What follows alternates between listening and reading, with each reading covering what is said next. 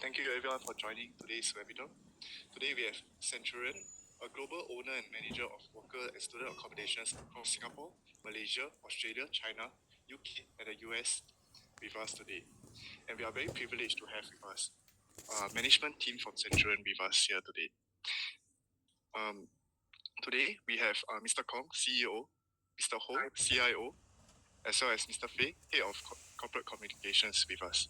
Without further ado, I'll hand over the time to Mr. Fei to present to us. Mr. Fei, please. Also, sorry, before that, if you have any questions, do send in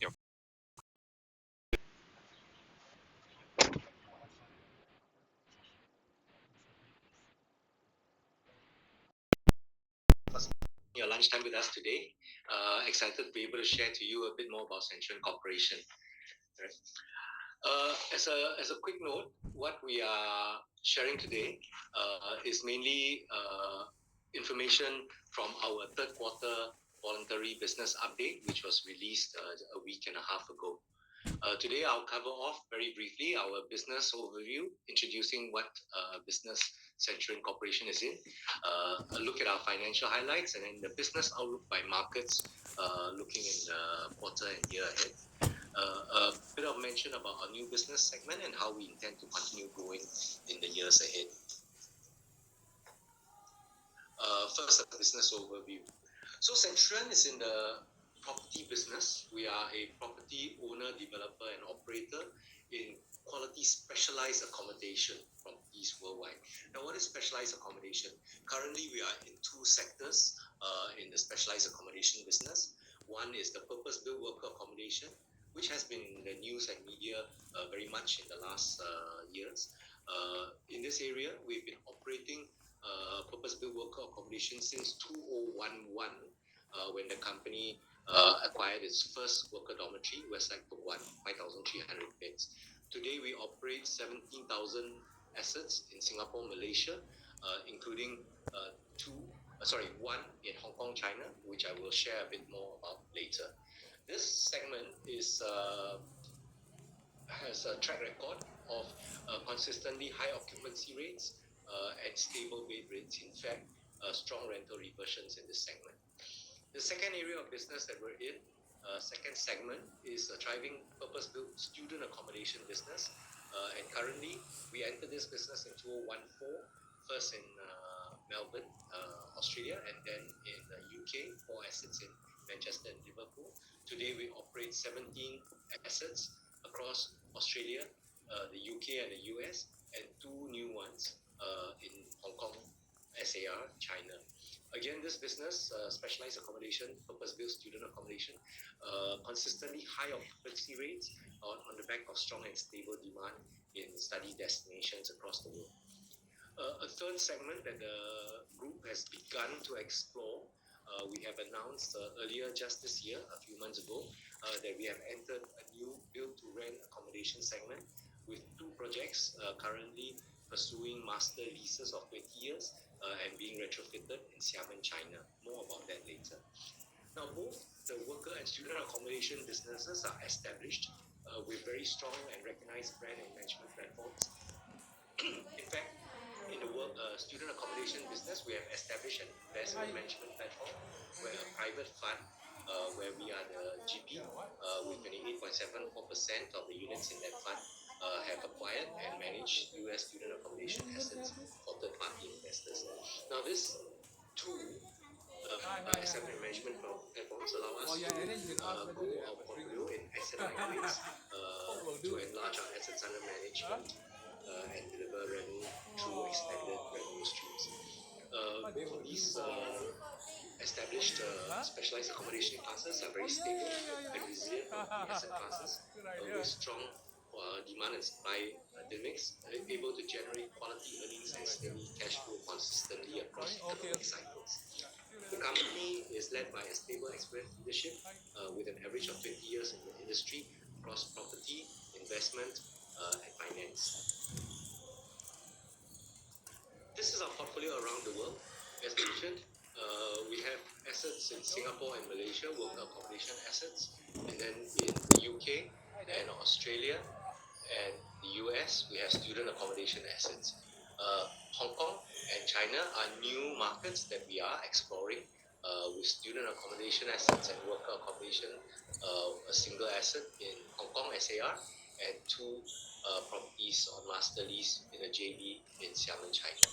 In total, we have 2.1 billion in assets under management, including owned, master leased assets, as well as assets held through the fund in the US. The total capacity is 66,660 beds operational currently in 34 operational assets, which excluding the assets in Hong Kong and Xiamen, right? But including the assets in Hong Kong and Xiamen, we are currently present in 15 cities in 6 countries around the world. The accommodation portfolio, as I mentioned, we entered the worker accommodation business in 2011 with the first asset 5,300 beds, and you can see we have consistently grown the portfolio through the years, and today we have a portfolio in excess of 60,000 beds. 1,086 beds were added to the portfolio in the last fiscal year, 2023, and this year we expect to add about 2,163 beds by the end of this year. A bit more detail about the portfolio growth pipeline. In Singapore, we have a new worker accommodation, purpose-built dormitory at Westlight Ubi with 1,650 beds, expected completion and operational from December 2024. In fact, we are close to TOP for this property and pending the Foreign Employee Dormitory Act license and should be operational by December. 2 redevelopments are in progress. One at Westlight Towan, which is an operating asset. One block is being redeveloped there with 1,764 beds, expected completion 2026. And then at Westlight Mandai, we have also one block being redeveloped over the current outdoor recreational courts to add 3,696 beds approximately to be completed in early 2026. In Malaysia, we are looking at enhancing some assets.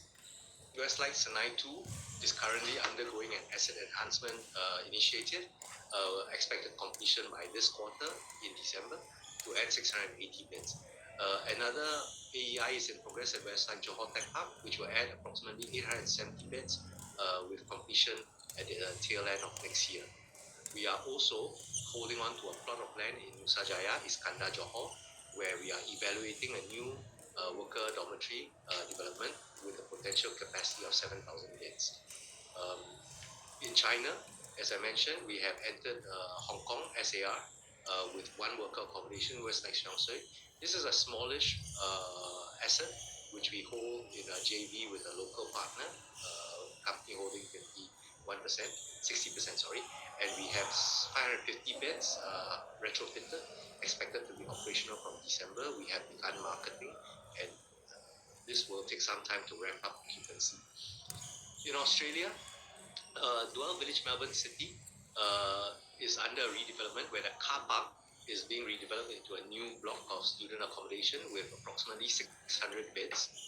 This is expected to be completed in time for the academic year starting February 2026, completion by January 2026. In addition, we have taken a 25% equity in a company that is developing purpose-built worker accommodation in Macquarie Park, Sydney, which is expected to be completed by December 2025, also in time for the Australian academic year commencing February 2026. We are in Melbourne also preparing applications to secure planning approval for a land site to be purposed for a student accommodation. This land is near to RMIT University in Melbourne and has a capacity potentially of 575 beds in a new PBSA block. In China, earlier mentioned, we are looking into 2 joint ventures with a Xiamen joint venture partner to master lease 2 build-to-rent projects with a combined capacity of 1,000 plus 500 beds, 1,500 beds in total. So this is a healthy portfolio growth pipeline that we're looking at, expanding our revenue generating capacity from the 4th quarter of this year right through to 2026.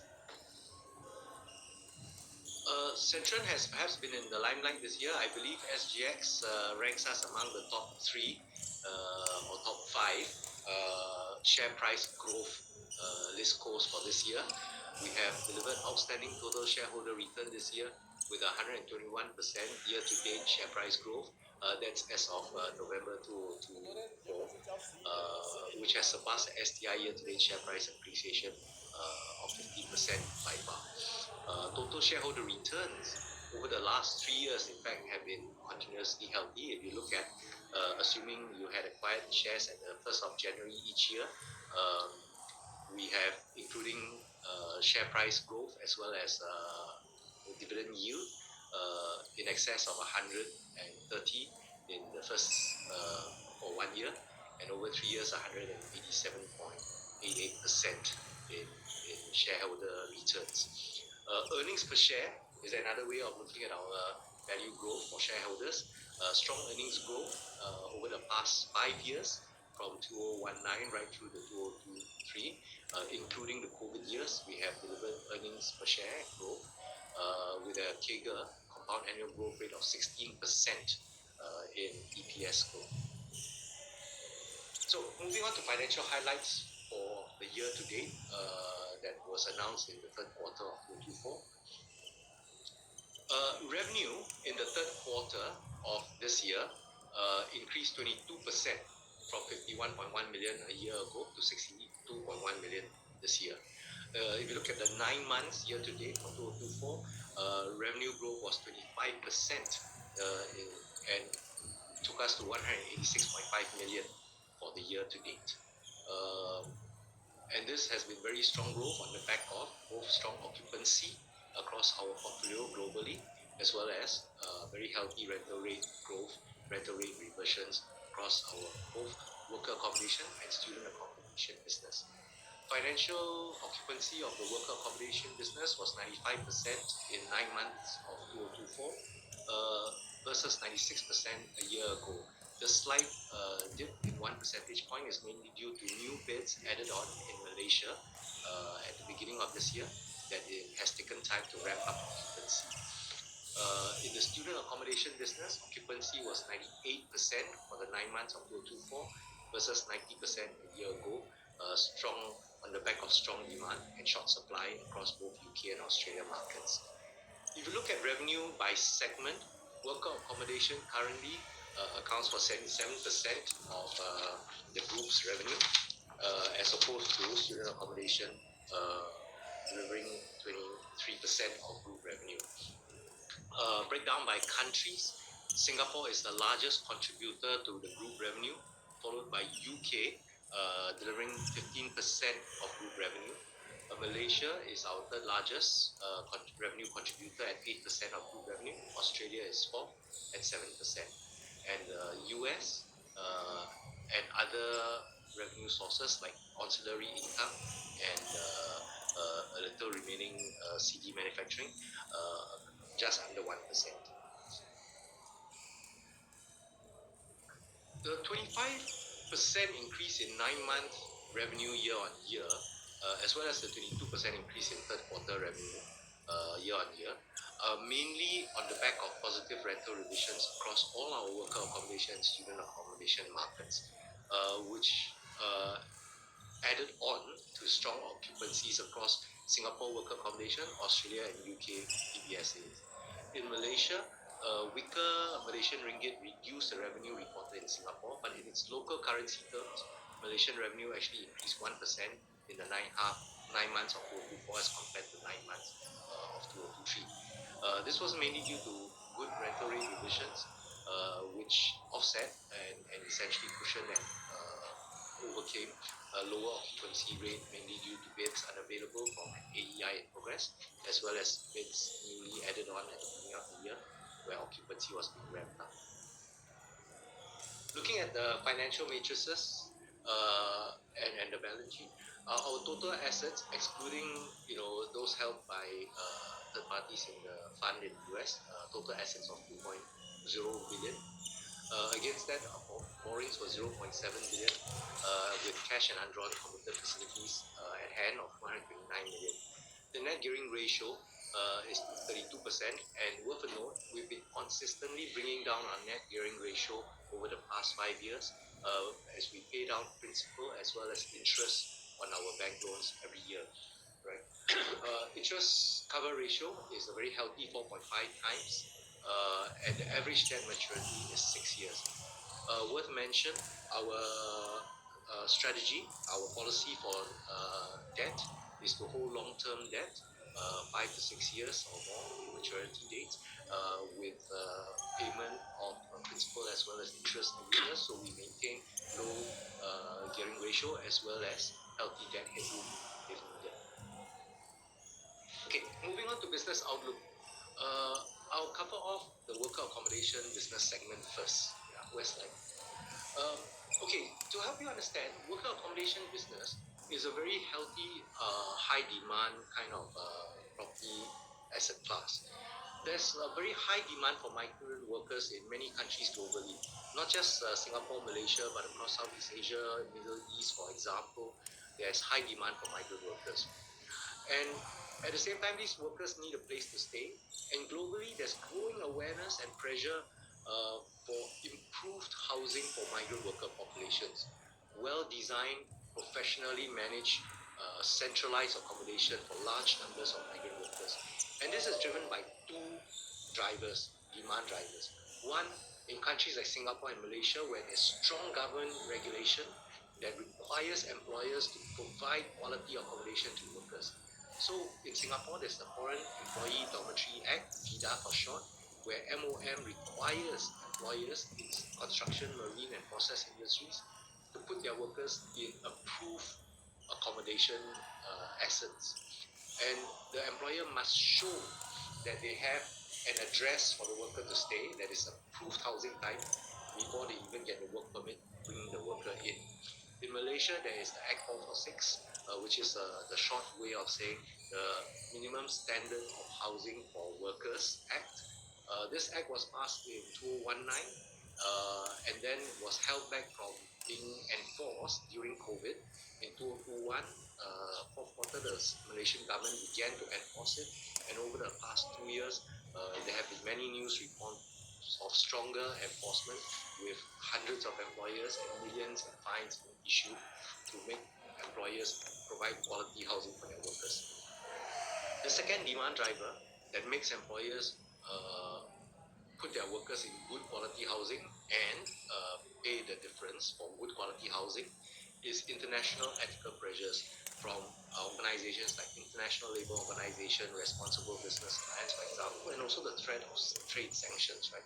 So if you all might recall, during COVID, companies like Topler, Sime Darby for palm oil came under trade sanctions from many markets around the world because they were not treating their workers properly. So these two pressures, these two demand drivers create demand for our kind of quality purpose-built worker accommodation. Now, across many markets where there are large migrant worker workforce, demand is underserved by supply. Later, I'll show you some statistics on the demand-supply scenario in Singapore and also mention a bit about the demand-supply situation in Malaysia. So in Singapore, we currently operate 9 worker accommodation assets. 5 of them, the ones with the red box background, are what we call long-term purpose-built dormitories with leases of 20 years or more. In fact, uniquely, Westlight holds 1 freehold worker accommodation asset and 1 long-term lease above 30 years asset. The others, Westside Papan, Woodlands, and Juniper are on shorter leases, but also very healthy long leases of 10 plus 5-year master lease for Juniper, 30 years for Westside Woodlands, and 20 years, 20 plus years as previous at Papan.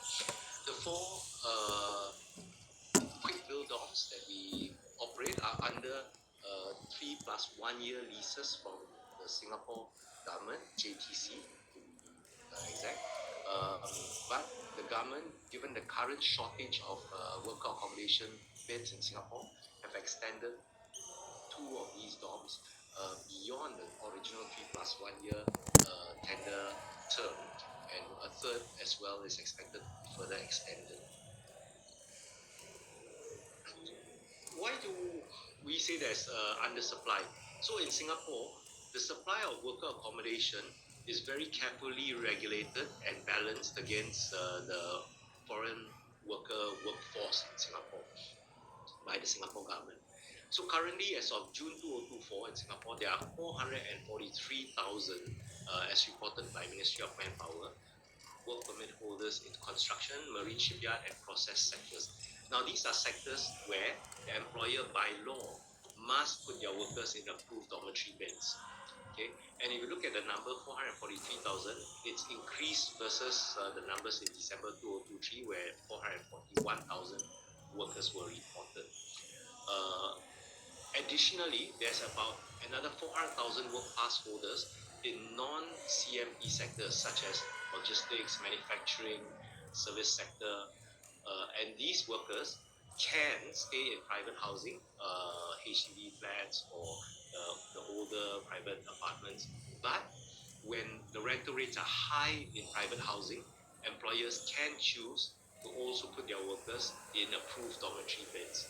So this is what happened in 2023 that created additional demand pressure on the supply of worker accommodation beds. Against that, the supply, you can see in terms of the best quality preferred worker accommodation beds, purpose-built worker accommodation, there's 267,000 beds, of which 130 plus thousand, 140 plus thousand are actually longer term leases, 20 years or more, and that's why they are built in a proper reinforced concrete format, similar to HDB flats, right? The other type of housing, 120 plus thousand of those, are what we call short-term purpose-built worker accommodation. These are on leases that are typically 9 years or 8 years, where the government provides a lease of 3 plus 3 plus 2 or 3 plus 3 plus 3.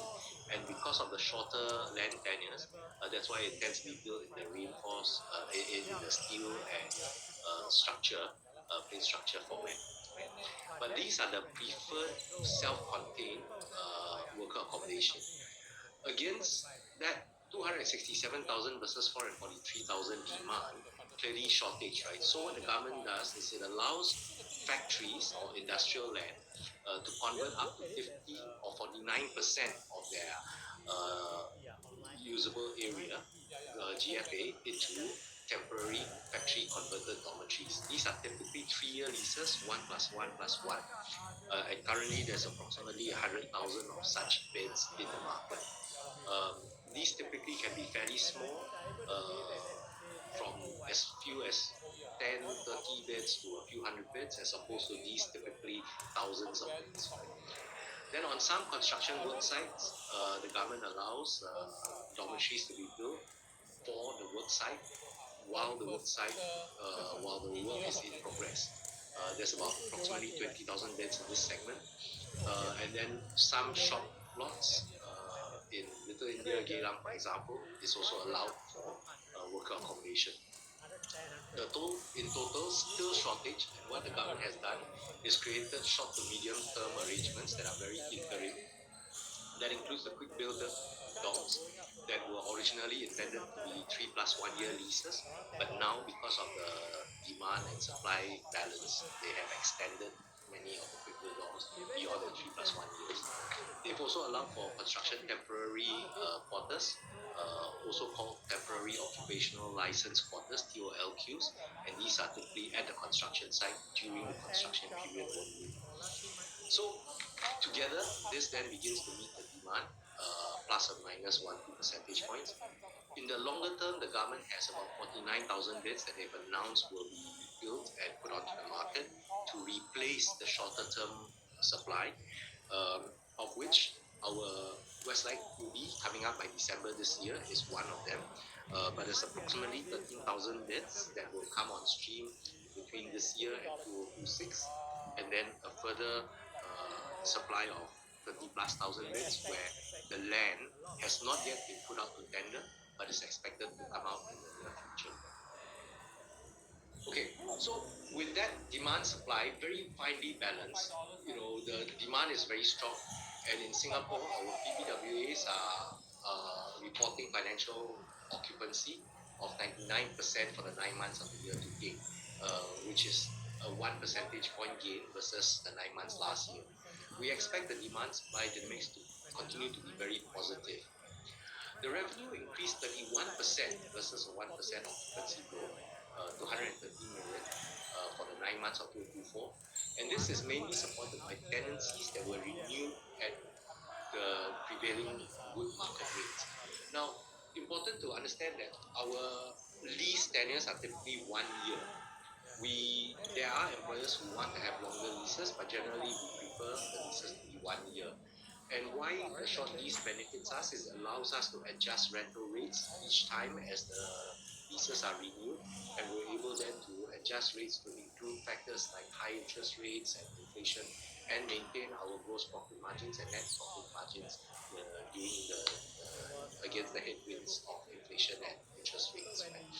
So profit margins have held steady with positive rental rate revisions in the past months and years. Right? Now, with the demand supply now beginning to balance with the government's quick intervention, rental rates have begun to moderate. So in the third quarter of this year, we saw rental rates begin to moderate and no longer climb as steeply as it did in the past 12 months. And so if you look at the revenue growth for the third quarter versus the second quarter of this year, revenue growth was 3%. However, we expect market rates to remain stable, and we expect our rental revenue growth to continue to be strong as the rental leases are renewed at prevailing rates higher than a year ago. Right? So, adding to our revenue stream for the market outlook for Singapore worker accommodation, the new pipeline of 1,650 beds will enlarge our revenue for the 2025 and 2026. In addition, as mentioned, we've secured lease extension for the QEDs. Westside Kranji Way has been extended from September 2024 to December 2026. Westside Cross South Boulevard, the lease has been extended from September 2024 to December 2027. And Westside Tukang was extended by 1 year to June 2025, and there's a likelihood that it will be extended further because what is happening is starting 2027, the government has required existing dorms to retrofit to meet the new dormitory standards that they have spelled out. So from 2027 to 2030, all existing dormitories must transition or retrofit to meet higher space requirements, where previously 3.5, 3.6 square meters per bed, we will have to now move towards 4.2 square meters between 2030 and 2040. Additionally, there is a space requirement of 1 meter space between beds, and a requirement that all dormitories must have ensuite toilets and showers within the apartment unit. Now, what is a positive for Westlife is all our PVDs and QBs are already ensuite toilets, showers, and in fact also ensuite kitchen beyond minimum MOM requirements since the day we designed and built and operated them. So the extent of retrofitting needed for Westside, there is still some retrofitting needed, but not as extensive as those who previously had communal toilet, showers, and kitchens. Yeah. So in fact, our Westside Ubi and the Westside Towan and Mandai new blocks being developed will meet the highest new dorm standards, which for other dormitories will only be required by 2040.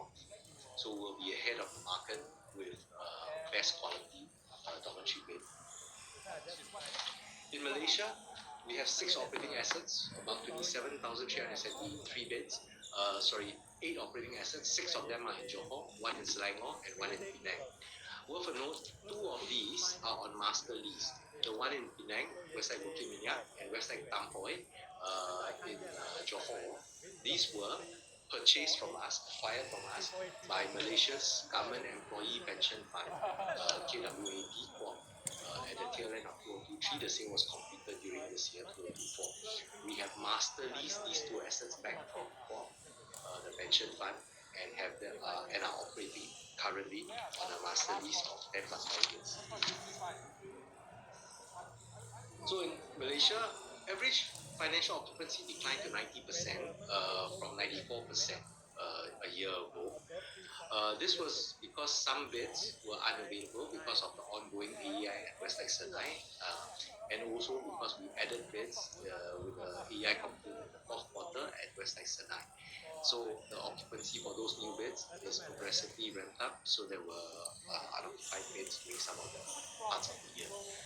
But in Malaysia, the demand by employers for quality worker accommodation beds, or in Malaysia it's called centralized labor quarters, we expect it to remain strong because the government has continued to enforce the 446, even though there's a freeze on foreign worker quota applications now.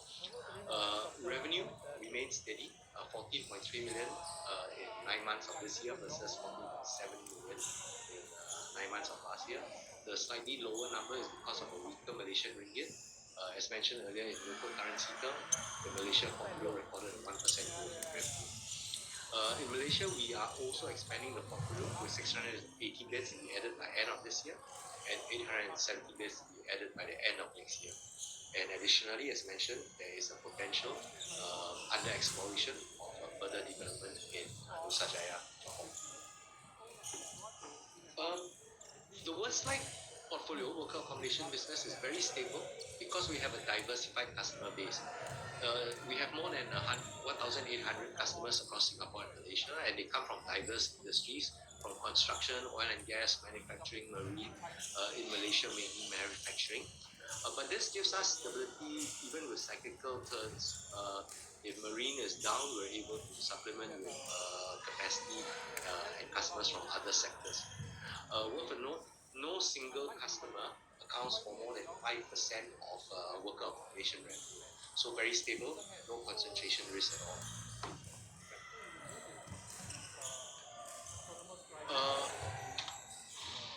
In Hong Kong, SAR China, we've entered the market with a first asset on master lease for a period of 5 years plus 5 years and a few months additionally. And this asset has been retrofitted progressively. We are beginning to market the asset, and we expect to achieve occupancy over the next 6 to 9 months, 550 beds. In Hong Kong, we do see increased demand for migrant workers, foreign workers mainly from PRC, coming across the border from Centurion, because they have enhanced supplementary labour scheme where different sectors from F&B to construction can now apply for foreign work passes for worker needs. Okay, on to student accommodation. Now, I think this business segment, this asset class, property asset class, perhaps needs a little less explanation about the demand supply. We all know that there's very strong investment appetite from pension funds and sovereign wealth funds, as well as many family funds and all that. Many Singaporean companies have gone into a student accommodation business as well. And this is because across all the major study destinations, UK, US, Australia, and also to a small extent in China, Hong Kong, there is strong demand but inadequate supply of PBSA. Demand exceeds and is growing faster than supply. And even though many countries like Australia and UK have begun to look at visas more closely and manage the number of visas being issued to international students, there is also domestic demand in many of these markets. And against that, the PBSA supply has grown but not as quickly as demand. And so high occupancy and positive rental revisions have been seen last year, this year, and continue to be expected across all major study destinations globally. So in the UK, we have 10 assets currently. 5 of them are in Manchester, 2 in Nottingham, and 1 each in Bristol, Newcastle, and Birmingham, right? And most of these are on long leases or freehold, right? All of them. Average of financial occupancy in UK was 99% for the 9 months of this year to date, as compared to 97% a year ago. Demand and supply imbalance continues to drive high financial occupancy and also very healthy rental rate conditions. So revenue grew 24% versus occupancy growth of 2%. And while we see and note and are monitoring closely, university applications have declined and on the back of stringent visa scrutiny and approvals, but the positive demand supply dynamics are expected to continue into the years ahead in the near future. Right?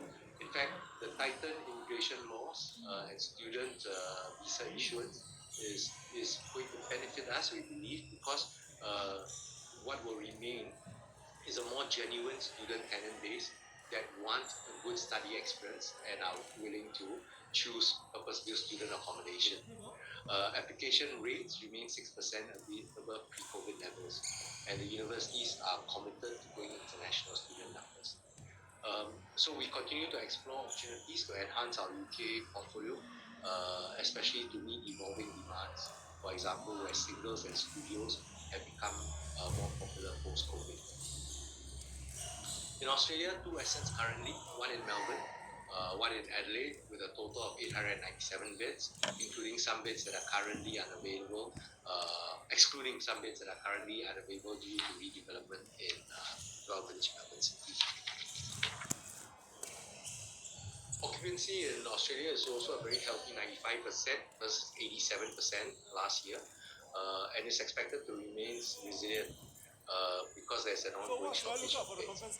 Occupancy and rental revisions are expected to stay very healthy despite government taking strong visa controls, including higher student visa fees, as well as trying to enact university enrollment caps, right?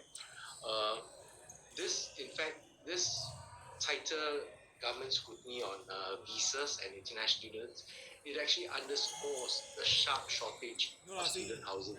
In fact, what happens is when the students don't have enough purpose-built student accommodation, they go and rent private housing, and that competes with local housing needs. And that's why one of the reasons the government is looking at tighter visa scrutiny, right?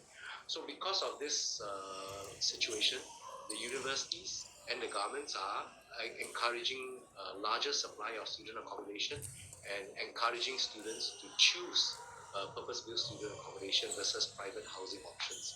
And so that drives students to our assets. Median rents for student accommodation studios in Melbourne and Sydney, therefore, for example, have grown at a compound annual growth rate of about 5%, 6% in the last years. So we do look at opportunities for growing our portfolio in Australia to meet this strong demand. And this includes development opportunities. So in Lower Village, Melbourne City, we're redeveloping the car park, as I earlier mentioned, to add 600 beds to our Melbourne asset. We're looking at preparing applications for planning approval to build an additional PBSA asset of 575 beds in Melbourne. And we have now taken stake in a 732-bed student accommodation in Sydney, which will be a new city in the Australia market for us. China. Okay, before I speak about China, a quick mention of US. We entered the US through a private fund, which we then acquired through the private fund a portfolio of 6 assets. Now, this private fund, where we manage the fund and we manage the assets on a fee earnings basis, is coming to term by November this year. So the fund has begun to dispose the 6 assets, of which 3 have been disposed. The one in Florida disposed at the end of last year, and the one in Alabama and Texas, one in Texas, disposed of, sold by the fund during this year. The remaining 3 assets, the fund is in the process of disposing the assets, and the fund will come to term by November this year. We have entered the Hong Kong SAR China market with master leases for 2 assets, both in Kowloon area, one at Royal Prince Edward with 66 beds, and one small asset also in Royal Romantin with 89 beds, total 155 beds. Both these assets are retrofitted and have begun to be marketed. We are beginning to see early occupancies on that, but expect between 6 to 9 months to ramp up to optimal occupancy. Yeah. Student demand for bids is quite strong in Hong Kong. The universities there are making efforts to attract international students, not just from PRC, but also Belt and Road countries. Approximately 14% of the international student population comes from Asia, besides China and Europe, continental countries, right? There is a shortfall of approximately 40,000 beds for students in Hong Kong, and that is expected to become a sharper demand-supply imbalance in the years ahead.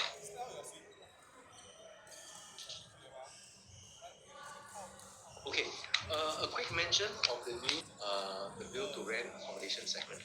In China, there is a very strong concern that house ownership, home ownership is becoming very expensive and out of reach for many young families and professionals in the larger cities across China. And so the government has begun to encourage industry to build alternative housing formats for the local population, especially in urban centers that attract migrant workforce into that city. So with all sorts of government encouragement and grants, the sector is beginning to grow, and we have begun to look into this sector through a JV with a partner, looking at 2 master leases in Xiamen. So we have begun to secure the master leases for these 2 assets. One of them at Centurion City Home Gaolin to retrofit 1,000 apartments under a 20-year master lease, of which some of the apartment units are expected to be completed, retrofitted, and ready to go to market in the first quarter of next year. Then at Centurion City Home Lingxia, a newly constructed residential block, which we are retrofitting 500 quality apartments, also under a 20-year master lease, expected to come on stream in the first half of next year. So, closing off my presentation on Centurion, how will we be growing ahead? There are 3 main focus in our growth strategy. One is organic growth, where we look at our assets and we try to enhance these assets to optimize the yield and returns on these assets. For example, the asset enhancement initiatives in Malaysia, but also the redevelopments of Westlake Mandai and Westlake Toh Guan, for example. And we also look at expanding our revenue streams by providing specialized accommodation management services and from ancillary income, such as providing white goods, refrigerators, and similar white goods to our residents. And this is also part of our ESG efforts, where we want our residents in the worker accommodation to be using environmentally friendly refrigerators and white goods. So the second growth prong will come from acquisition growth, where strategically we look at opportunities to enlarge our portfolio of asset under management. This can include assets that are acquired through joint ventures, and it can also include strategic review of our asset portfolio, such as selling 2 of our assets in Malaysia to the government pension fund and then master leasing it back so that we recycle our capital and use that capital to further grow our portfolio. At the same time, we are very focused on going by asset-like needs, such as scalable growth through joint ventures, through master leases, or establishment of private investment funds, so that we can expand our asset under management portfolio without huge capital outlays and strong leverage, right? At the same time, this allows us to expand our revenue streams with fee-based management services, investment management, asset management, and property management, such as we've done with the US private fund. What's the outlook ahead? We're cautiously optimistic. We see across all our countries very positive demand supply dynamics continuing, not just in Singapore, but across Malaysia, UK, Australia as well. We think that inflation and high interest rate environment should ease, although what the US does under its new president remains to be seen. But we remain confident that our popular assets will perform well and will keep a very close eye to practice prudent financial management to manage against economic uncertainties until inflation and high interest rates start to abate. Right? At the same time, we will look at portfolio growth, with most of our assets already delivering high occupancy rate and strong rental rate growth in the past 2 years. We expect rental rate growth to begin to moderate. However, we do see increased revenue growth through portfolio growth as well. So with a healthy portfolio pipeline, both through asset enhancement and acquisition, as well as master leases, we will see portfolio growth as well as revenue growth come from there. The company will continue to look at reviewing our portfolio to see how we can rationalize it, recycle, reallocate for growth in new markets as well as existing markets, with an eye on asset-light models. So this brings us to the end of the presentation. I'll open up for questions, please. Thank you very much, David, for your insightful presentation. Thank you for your questions in the Q&A chat. I'll read out in order. So for the first question, FY23 annual report note 23 about revaluation of investment properties for Singapore commercial dormitory revalued upwards from 586 million to 720 million. The valuation technique was expanded to include DCF approach in addition to income cap approach. So there's two parts to this question. The first question is, was the FY23 valuation done by the same valuer in FY22? And the second question is, any particular reason for the broadening of valuation technique? Okay, so I first answer the question in terms of the valuer. Yeah, the same valuer, no change in valuer. That's number one. Second thing is that why we have actually broadened up to include fair valuation, the DCF model. All along we are using a combination of these two models in all our valuation. However, during there was a point whereby we are listed also in Hong Kong. So Hong Kong uses only or recognizes only cap rates and not DCF. And therefore, there was this year when we got listed in Hong Kong, we changed the valuation method to income cap method. So last year, right, we delisted from Hong Kong, and therefore we do not really need to comply in Hong Kong. By having this DCF and DCF plus income cap method, we believe that it is actually an even more fair valuation methodology compared to only relying on one, which is just income cap method, which is why we have changed that back after the delisting of in Hong Kong. Thank you for your response. Second question is, for the Singapore PBWA market, can you share how will overall market bed supply look like once the entire market transition to the new regulatory requirement? Can you also remind us of the deadline to meet those requirements? Okay, so M1 has actually announced to say that all existing. Okay, so there are two changes now. First of them is for any new dormitories that is being built, they have to comply with the new standards. And the new dormitory standards provide for a few criteria, but the most a bigger criteria would be that you need to have a 4.2 square meter of living space plus ensuite toilet. These are the two big ones. And so every unit a house of 12. That's the new standard. So for any new dormitories that come online, built, they must comply with the new standard. Which is why, like for example, our Ubi and Ulu 3 that complies with the latest standard. But the government also asks us to comply, or rather, the government actually look at the entire dormitory supply of dormitory in Singapore. They will require existing dormitories to comply with I would say a revised standard. So they come up with this thing called interim standard for existing dormitories which already built in the past 10 years or so to comply with these new standards. So these new standards call for in between the existing living standards of 3 and 4.2. They call for a 3.6 square meter, right, of living space. And then this standard, all dormitories existing properties will have to be complied by 2030.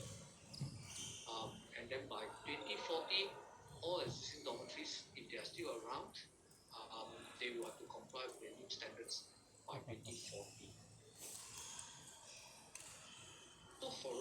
in order to cleanse and also achieve standards, particularly the new standards for most of our long-term assets, like the one in Mandai, which is actually a freehold, and also the one which is actually a long leasehold. Those two we have done. We have seek the government for increase in crop ratio. We have invested money, and what basically we want is actually to comply with the new standards in advance of time. Um, um, that's the one I think. Yeah, in the last what David has actually project on the screen, transition plans to meet the dormitory transition scheme standards. Hope I've answered that question. Thank you very much for the response. Next question is, how are the initial inquiries on your new website Ubi, and what is the advertised rental rates? Okay, advertised rental rates we can say because the debate is in the market. We are going. The rates are okay. So these dormitories is actually in the east, not in the west. So in the east and the west, the pricing are a bit different. So for the east, we are looking. We are now letting at or we have booked that at about 550 or 600. That kind of rental rates. And the booking rates have been quite strong. Thank you for your insights. Next question is, what is the reason for students to use your dorms? Is it just proximity to university and lack of rental housing nearby? It's a amalgamate of all reasons.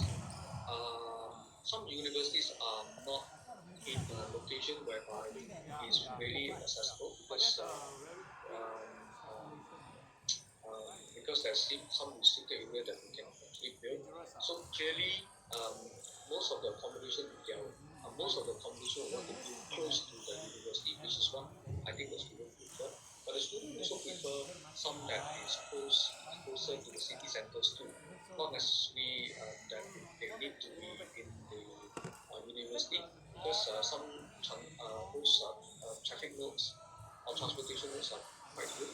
And therefore, that would actually make a good student accommodation property.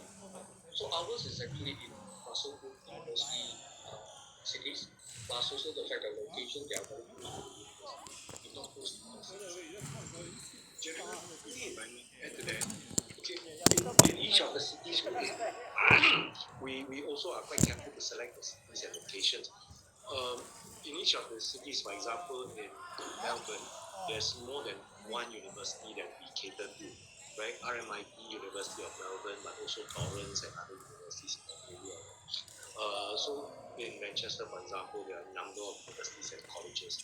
So proximity is one factor, but the other factor that makes our student accommodation attractive is also the amenity spaces, study rooms, gyms, recreation rooms. Security is another big factor, and also we think that the big differentiator is a resident care and activity program. We call it Dwell Resi Life, where we actually have events, activities, onboarding, orientation for the students so that they fully experience student life, get to make friends and enjoy their time as a resident. This is one area that we are quite different. There are many owners of student accommodation that don't manage the properties but engage a third-party manager. Centurion, across our assets, we own as well as operate them. And that's why it puts us in a good position to also offer management services for other owners. It's great to hear. Yeah, thanks. There's two questions on Australia's student accommodations. So the first one is, have you seen any impact from the freezing of foreign student intake in Australia? Second question is, when do you think supply of student accommodations in Australia will meet demand, especially after the new visa restrictions? Yeah, at the moment, right? Obviously, it's officially announced that there is a cap of university enrollment, and obviously, if it comes into action, there will definitely be impact across for all accommodation providers. But nonetheless, as we said earlier, right, there is this movement towards getting students to stay in PBSA rather than be fighting in the private sector accommodation, which is one of the primary reasons why the government is trying to cap it, because they think that there's this impact of large numbers of students coming in that is taking away the supply for private rental, as well as pushing up the rents. So again, I mean, this cap, the way it's being played out, is not really totally adverse to us, but definitely we'll definitely see some slowdown in terms of the overall enrollment growth going forward. But having said that, I think there's still debates going on whether the cap can actually be implemented, because there are also factions within the government that oppose it. So it's actually not very clear at this point in time. It seems like there is a possibility that we cannot even push through and get approval to actually put in place the cap. And the universities are actually coming together strongly to oppose this too. So again, the impact is really not very clear at this point, but officially it is what it is, but we'll deal with it. But importantly is that for the cap we have actually studied, the cap actually apply potentially is only University of London.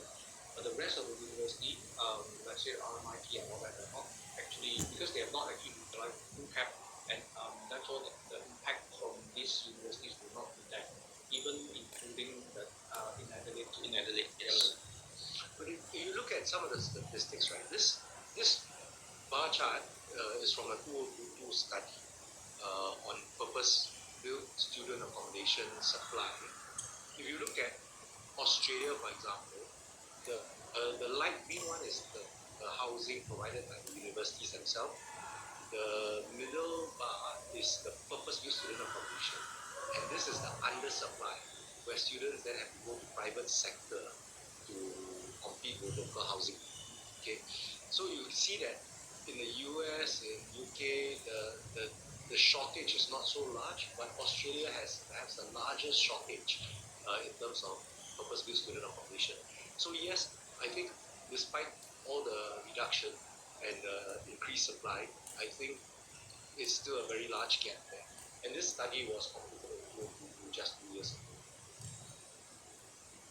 Thank you very much for your responses. For the next question on China's BTR, for the rental housing in China, have you done analysis between rent and buy, and who are the targeted tenants for these rental housings?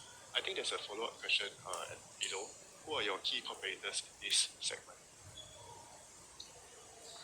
For the BTR, so for BTR, for Xiamen it's quite a unique proposition, right? There are competitors in there.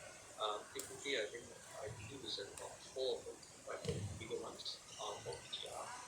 But the quality of the BTR that they actually do vis-a-vis the one that we are doing, there is a major difference. The way that our renovation, the quality of our materials used are vastly different. So I can't make more description, but we have actually looked at the industry. We visited all the competitors' products, and the product that we are going to come up with is superior, plus also affordable in comparison with those that are in the market. I must say that this. Okay, so this is the China market. So China market is actually a very competitive market. It's not easy market too. So we actually joint venture with a partner who has already been there for many years in the industry, and they have done very well. In fact, they have about 16,000 beds in Fujian, and quite a number of beds in Xi'an. So we are quite confident that the one that we actually built, or rather we have master list for about 1,500 beds, will actually do very well. So when we actually go into this kind of city, whether it's Hong Kong or China, we also take having a bit of a reservation kind of attitude. Before we scale up, this will actually be a trial for us to go in and also to understand the local context and how the market will respond to the various products that we put into the market. So the target tenants are working adults, they are not it's not student accommodation. The working adults are generally very young working adults coming up from the university, between I think 1 to 5 years. That kind after leaving the university, that kind of target. And currently, our joint venture partner has their I would say their apartments with a very high healthy occupancy rates. I see. Thank you very much for your response. In view of time, can I ask, is it possible to extend maybe slightly by 5 to 10 minutes? Fine with us. Okay, sure. Yeah, thank you. The next question, I read your annual reports and noted the remuneration of your directors are actually higher than the CEO, even by looking at only at the base salary component, while the bonus is mostly at the same levels except for one specific instance. Can you shed some light on this arrangement? Don't get you. Can you say that again? You're saying that. Oh, you mean executive directors? You mean? I think the question, I can read the question again. I read your annual reports and noted the remuneration of your directors are higher than the CEO, even by looking only at the base salary component, or the bonus is mostly at the same levels, except for one specific instance. Can you shed some light on this arrangement? Okay, that one I don't know, but of course there are two executive. These are executive directors. These are not ITs. I think what you're talking about. So in that, one of them is our deputy chairman. The other one is our board chairman, right? So joint chairman. Yeah, the board secretary. Sorry, Kelvin as well. Kelvin is not low. He's talking about higher than me. So it's higher than me. That would be the one that is deputy chairman and also the board chairman or group chairman. Right? So obviously their remuneration should be higher than the CEO. Yeah, understand. Thanks. Next question is, when do you think supply of worker accommodations will meet demand in Singapore? I think currently it's already close to stable. Okay, maybe I answer this question, right? If you look at the demand and supply stats, right, the demand and supply, okay, particularly the supply in the market, there are various formats, right? Not only just PBWA, which is a purpose-built worker accommodation, and it is what we own. There are other formats or other, let's say, for example, factory converted dormitories. There are on-site dormitories or even some private residential localities whereby the government recognize that the migrant workers can stay. So these are the supplies in the market. Now, during the market and shortage during then, there was a massive shortage in terms of PBWA, that's for sure, right? Because most of them, because the PBWA market rates then was very low, so a lot, that there was this time whereby, or rather, in fact, the private residential market in terms of market rents has actually gone up fairly high as well. So a lot of employers chose cheaper option and went on to the purpose-built worker accommodation to house their workers, and therefore jacked up the demand. And there are quite a lot of, or rather, obviously, the rental rates has actually adjusted as well.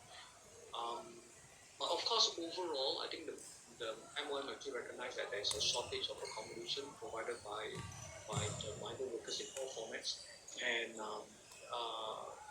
the government has actually came out to say that while they wanted to encourage more FCDs temporary in order to cater to the demand, they have actually also have include more what do you call it? We call it QOL land, right? To build temporary dormitories. On-site dormitories, usually the government restrict a certain number, this is construction sites that we can house migrant workers. They have actually also temporarily expanded that number, right? Plus also the fact that it's actually in the news as well. More private residential houses, for any house, they are supposed to be able to house 6 of them, right? 6 migrant workers, but they have now relaxed the number. They have actually temporarily increasing from 6 to 8. So that has also increased the supply. So overall now, you can see that the supply and demand, it is quite balanced, right? Which is why we can see that the, the market rates is moderating. Okay, understand. Thanks. There's two further questions on WeHer. So the first question is, how will the additional 11,000 worker accommodation beds built by WeHer's Pioneer Lodge next year affect your pricing and competitive dynamics? The second question is there any difference between your dorm and WeHer's? And what and because is it?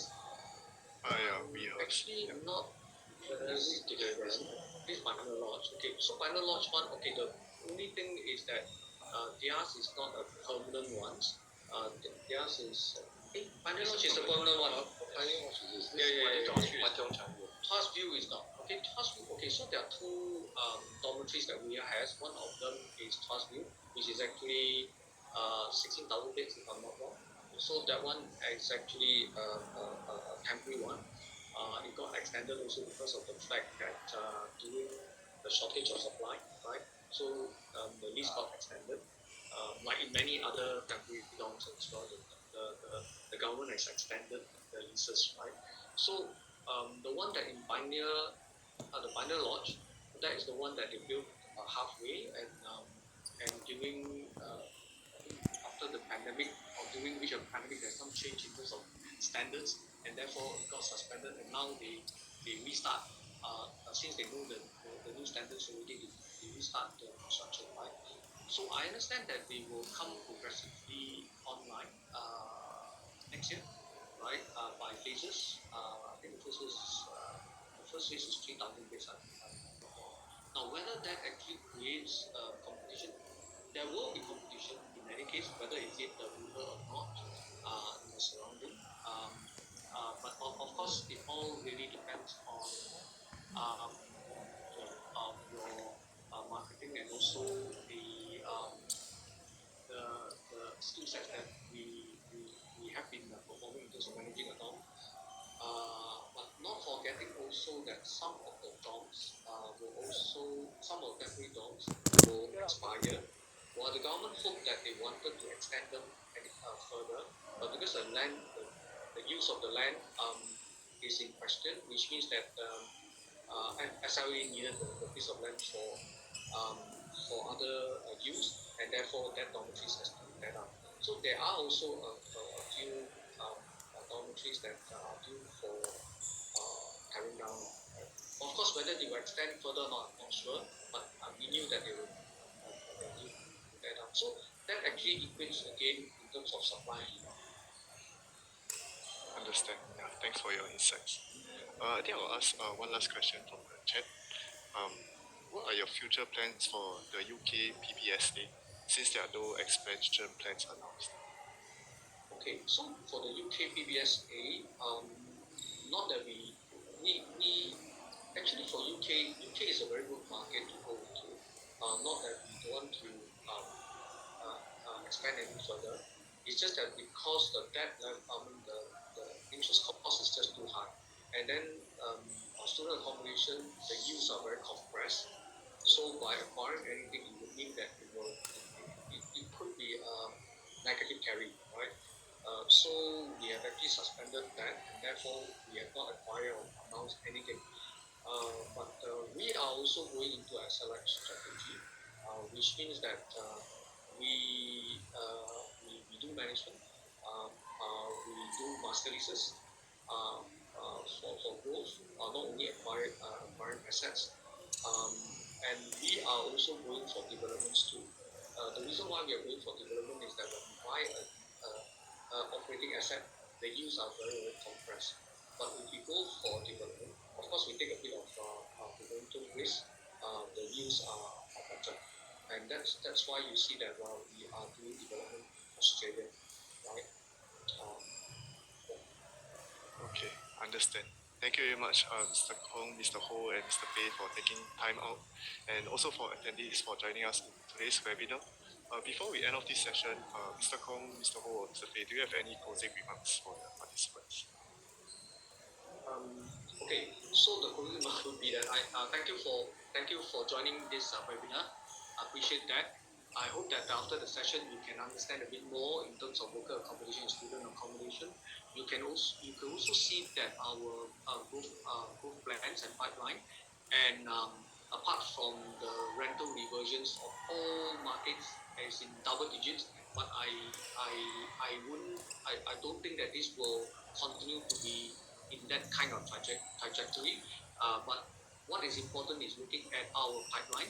Our pipeline is there are still a fair bit of pipeline, and that would actually steer our growth in the immediate term and also for the future. So our asset light strategy that I think some people ask whether what is it that the capex is lower. The answer is yes. The capex is definitely lower, which is why we go for this asset light strategy. Right. So we are looking at how we could, I